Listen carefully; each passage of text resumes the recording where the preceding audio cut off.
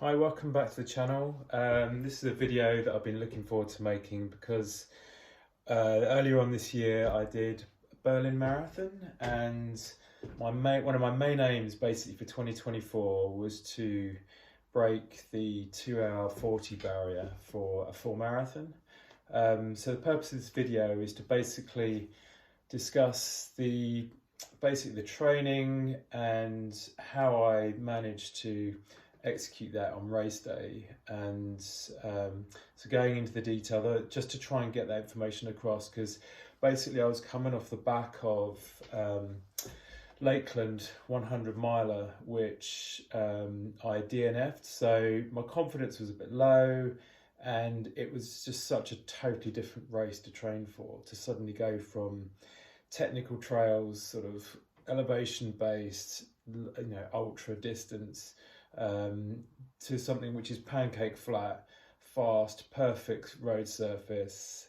And so yeah, basically, in a nutshell, my previous PB for the marathon distance was 2:45, I think it is, on Strava, and that was down in Brighton Marathon, and that was last year, and that was leading in to then London Marathon, which I was going to have my first attempt at breaking the 2:40 barrier.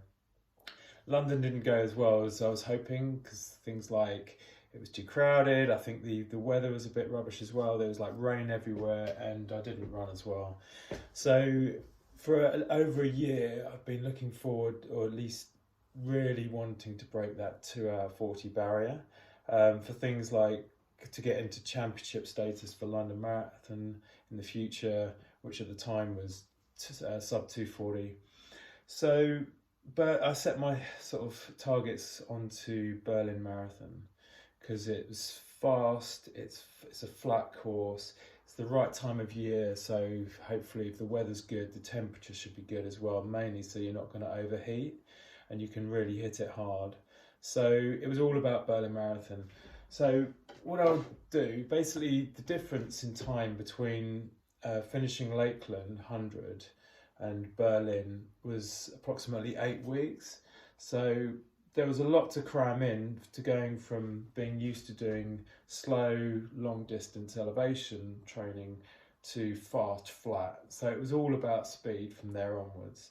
So I want to run through some of the key runs and how I managed to get to that stage of breaking the 2 hour 40 barrier. And so just as a bit of information, 2 hour 40, to beat that, you need to do faster than 6:07 pace per mile. So basically I was training my runs to try and get as much time around the 6 minute mile pace or faster, to then get used to that sort of pace and get comfortable. So I was sort of stressing the more sort of higher end lactate threshold, and so it was just a case of getting as much speed work in at those faster paces, and getting used to faster than race pace, so that when I actually did race pace felt really comfortable. So yeah, so I had 8 weeks, and so I threw myself into the speed work. So looking at Lakeland, July the 26th, and then Berlin Marathon was late. It was the 29th of September, I think it was. So distance wise, the following week after Lakeland, I was recovery, so it was 43 miles, then it went 70 miles, then it was 44 miles, because I did like a tune-up race for so for marathons I like to do half marathon tune-up race. So in this case it was the big half, so just to see where I was at with my fitness, with my pace. And so I managed to do pretty well in the tune-up race. I was aiming for a 1:15, and I did like a Strava time of like around 1:16. So I was ballpark close for that tune-up race, the half marathon for the big half, which gave me confidence, because I got a PB there as well. So it's all of these things help sort of contribute towards giving you mentally and physically the confidence to go ahead and attack the time you're looking for the main marathon. So yeah, so it was 43 miles was the recovery week after Lakeland, then it was 70 miles, then it was 44 miles, then it was 81 miles, then it was 44 miles, then it was 86. So it's sort of, I was almost sawtoothing, so I had a really hard week of speed work, and then I was dipping down. And then my peak week for Berlin Marathon was a 100-mile week, and then it went to 63 miles tapering, and then it was the week of the marathon, which I did a 47 miles in total, including the marathon. So it was sort of sawtoothing. I mean, it was averaging 70 or 80 miles, sort of, as but I wasn't bothered for a change about elevation gain, because I know that I was training specifically for Berlin Marathon, which was roads, and it was pancake flat. So it was all about the speed work. So the main thing really is trying to get that top end going again, trying to stress that higher heart rate and get your legs used to the faster turnover that you're going to need on race day, so that if you're used to it at, say, half marathon pace, then marathon pace seems manageable over the full 42 kilometres. So a few of the key runs, there was obviously the big half, which was the tune-up race, but leading into that I did a Renato sort of 6 kilometre ramp run, where I went 6k at marathon pace and a rest, and it was like an intervals, but it got less and less ramping down, and then the last 3k, from 3k, 2k, 1k, I was looking at trying to empty the tank and go faster than sort of marathon pace, around half marathon pace. So that was a big one. So some of these ones, those really big runs, end up by turning into long runs as well, but you need to add a lot of time at race pace or faster, so it becomes simpler, or becomes more manageable really when your legs are tired and for those later intervals. So there's lots of interval sessions. There was a kilometre repeats, maybe 10k reps after, say, a 2-mile warm up, 10 times kilometre reps with maybe 2 minutes in between, and then cool down. There was a 4 times 5 kilometre run. It was an intervals run with breaks in between, at half marathon pace. A lot of the training sort of tempo runs were at half marathon pace, so that then marathon pace felt easy. So half marathon pace, which I was aiming for there, or half marathon efforts, was about, let me see, it would have been about 5 minutes 45 pace per mile. So that then when I was aiming for the 6-minute mile in marathon efforts, it felt manageable. There's 4 times 5k at half marathon. There's a really big run at the end, which was a really great run, which actually was the final one really, which was a 3 times 10k session. And the last interval of that, the third 10k, it was pretty hard to hang on to that 6-minute mile pace, because I was running along the Forest Way as well. It wasn't perfect conditions. I wasn't wearing super shoes. I was wearing just like some of these ones here as a sort of training run. So it wasn't like the Vaporflies or the Alphaflies. So it was flat, but so that was a really big run, and I managed to hit that, which then gave me loads of confidence on race day. What else? I was mixing between interval sessions and tempo runs for the speed work.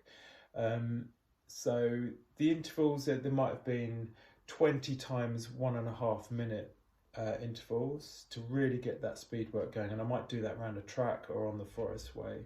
The Forest Way is like a disused railway line, which is about 10 miles long. It's flat, it's like dirt, but it's pretty flat and usually hard packed, which is good. So it's quite quick, but it's not as fast as road. But it's the best we've got around the area without having to go to the coast where you've got flat there, but then you might have the wind to contend with.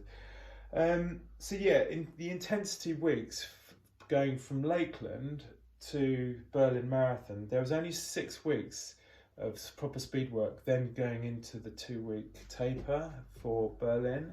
So 6 weeks isn't really that long to stress your top end and get used to that sort of higher turnover and get used to that higher heart rate. So effectively, I'll show you what else I got, which is really useful because you want to be able to trust your heart rate. So I wasn't wearing my chest strap this time. I ended up by buying like one of these Coros arm heart rate monitors, which just seems a lot more comfortable, and it's really lightweight. So that was really useful to then do a mix of checking my pace, checking my heart rate. So I didn't want to go over my sort of lactate threshold of 165 beats per minute heart rate to avoid sort of spiking and then eventually crashing. So I was focusing on that, linked to my watch, to then keep a tab on the pace, keep a tab on my heart rate. And so, but I wanted to stress that lactate threshold and get as much quality time at that intensity so that then you could eventually sustain the 2.5 hours or whatever I did at marathon race pace for the actual race day. So that was really useful, having that. It's a bit lighter, it's more comfortable having it on your arm, and because it's closer to your heart and not bouncing around and it's on a more of a fleshy area, it's a good purchase. That it's quite cheap actually. So yeah, so what else did I do? So I also did a test sub-3 marathon where I went out sort of steady pace and then I came back doing a negative split. So I wanted to mimic coming and finishing strong with a negative split. So the test sub-3 marathon I ran from here, Forest Road, to Tunbridge Wells, which was a total of, it's about half marathon out, half marathon back. And that's got a total of 1,600 feet of elevation climb. It's on road, but you know, if it's just another sub-3, so psychologically you're adding to the confidence. It's a great long run. You've also done the distance, and it's really good time on feet. So that was done as well. So I think I came in at like 2:59 something. So it was nice to get a sub-3 for the year, because it's the first time I'd have gone for a sub-3 this year. All my other sub-3s have been the year before. So yeah, I was getting stronger and stronger, and getting more and more quality time at those higher intensities, and focusing around the half marathon efforts and pace was a really good sort of sweet spot to make the full marathon efforts and pace seem easier on race day. Because at the end of the day, I think that is the main thing to come away from this, is you need to feel comfortable at going at that pace, and it's just about getting used to that higher turnover on your legs with the interval sessions and with the tempo sessions. One thing also about the tempo sessions, especially leading into the half marathon tune-up race, the big half, I'd start at say 5 miles, and then the next time I do a tempo session I would raise it to 6 miles, and then I'd raise it to 7 or 8, and then I'd go to 9, and then I'd go to 10, and eventually my tempo runs up to like 12 miles, so it is almost a half marathon. So I'd slowly build up the distances, but at that same pace and intensity, and then and so it was a good way to sort of slowly increase them, so your endurance and your pace is there, and you know you're building up slowly.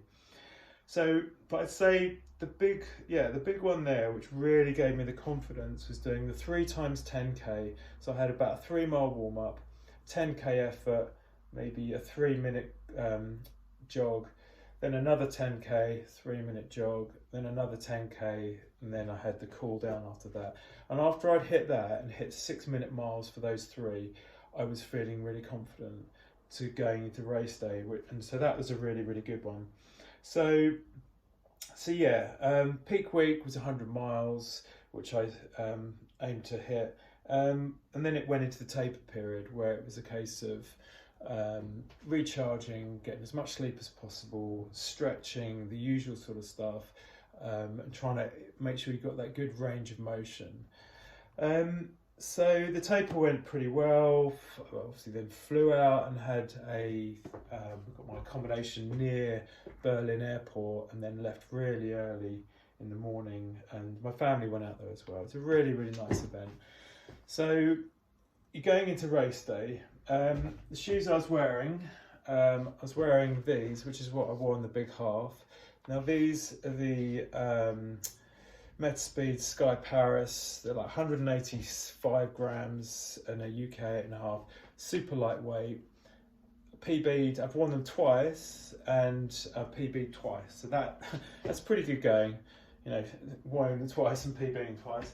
So yeah, it was that. I had my marathon race shorts, which are these Adidas Terex Agravic ones, which have got loads of storage. So you can get all the gels in there, you can get the hydration in and all that sort of stuff. And then a really lightweight singlet and some sort of lightweight Injinji socks as well. So it was all about being as light as I possibly could on race day. Going into race day, it was amazing because it was really perfect temperature. It was probably about 11 or 12 degrees, but it was going into sunshine, so it was cold in the morning, and then by the time I actually finished, it was getting warmer. So when you chilled down, it wasn't too bad. So yeah, going to race day, due to my entry, I basically got put into wave B, which meant that obviously wave A it took a time to get over that start line, and I knew that at the start, if you're not fully warmed up, every sort of second count. And I was aiming for my first couple of miles to be 6-minute miles, but then I wanted to dip under that and do like 5:58 or 5:57. Now, my pacing strategy was to ideally just think about finishing strong. And I knew that, I think it's kilometre 30, what was it, 26 to 35. It's slightly uphill and then it's a fast finish, but it's such a flat course. It all pretty much felt flat. So yeah, I was wearing those shoes, wearing that. I had my usual, I don't generally, if it's that sort of early morning, I don't really eat much breakfast at all.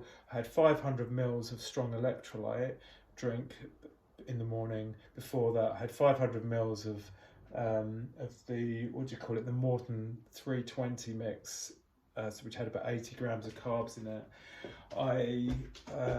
Carrying with me, I took about 6 gels. 2 of them were caffeine gels. So I had one at about a half marathon mark caffeine wise, and the other one at just beyond 20 miles. But the rest of the gels, which I was having every half an hour, which I set on my watch, I set an alert to take 30 grams of carbs every half an hour.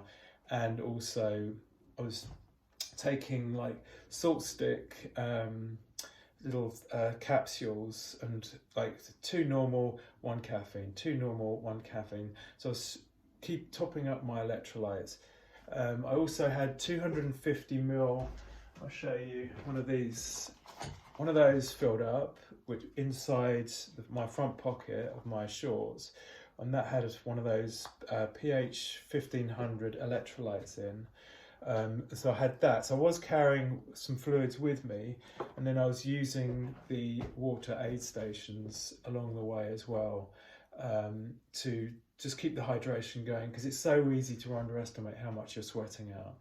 So, but it was good to know that you've got a little bit of hydration with you, especially, some of those really busy water stations. It might be hard to grab the water, but so yeah, I was topping up along the way, aiming for minimum of about 60 to 70 grams of carbohydrates along the way, along the route. So yeah, I went through it. So I was basically, on my watch, I wasn't wearing this one, I was wearing the lightweight Forerunner 245. On there I had my pace and my average pace and my heart rate. So they're the 3 metrics that I was following along en route. So I kept checking the actual real-time pace, and it was great because it's flat and there's really good GPS coverage. So you get really good accurate average pace and real-time pace. So my average pace was the main metric, which I was trying to keep at 5:57 or 5:50, around that sort of range. So I had a bit of headroom to the sub 240 mark. And then I kept checking the actual pace, and if I needed to speed up, I would speed up. If I needed, So because what I found, if you just go by average pace, sometimes it'll only do it with a sort of increments of per average and as you go along, it becomes longer and longer. So it's harder to catch up. So I was using the real time one to then keep it in check. But as you're going along, you'll usually get talking to people or whatever who are looking for the same sort of goal. So you get a feel of the pace. The shoes were great. The course was amazing. The conditions were nice and cool, especially in the shade. It was like the perfect running temperature. And there was enough wide space in the streets that you didn't get too sort of bogged down once you got going. So these shoes were amazing. I was really, really happy with those. I was contemplating wearing either that or the Alpha Flies, or the first version of Box Fresh, or Vaporflies, or even the Adios Pro 3s, but eventually I went for those due to the fact that they're the lighter shoes, with full stack of 40mm in the heel. So that's the reason I went for them, because of the weight and the fact that they were full stack, because I wanted my legs to feel fresh in those later miles, and so needing that full stack. So yeah, I mean, I took about 60 hours along the way. I had the salt tabs, which I made a little dispenser out of, like a plastic bag, which I then taped, and then so I could literally pop it out, almost like, I don't know, chewing gum, where you can dispense it, because I didn't want them to be in like one of those little Ziploc bags, because they're hard and fiddly. So it was just a case of having something that is easy access with the storage at the front, so you can get it out as you're going along. So I was really happy. So I'm hitting the paces. I'm basically averaging pretty much evenly throughout. My splits I was really chuffed with. So pretty much most of them were about 5:58, 5:57, all the way from start to finish. I wanted to like empty the tank at about 5k remaining, but I didn't have as much energy as I'd like to in those final few miles, especially when you come around some of those bends before you go to the finish line near Brandenburg Gate. I wanted to finish faster, but I was already, my average pace was 5:57, and I knew that if I stuck to those blue lines, or as close to that as possible, then I wouldn't put too much extra distance onto the course. So yeah, because I did notice that I added about an extra third of a mile overall, maybe a little bit more, due to sort of deviating away from the blue lines.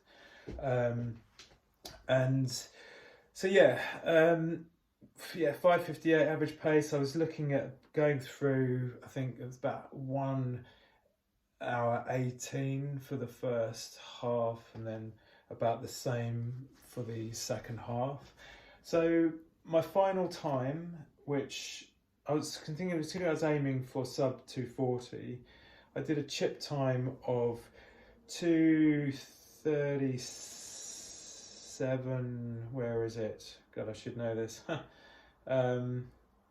Yeah, I did a chip time of 2:37:30, I think it was. No, 2:37:36, which I was over the moon about, because basically I had enough headroom under the 2:40 barrier.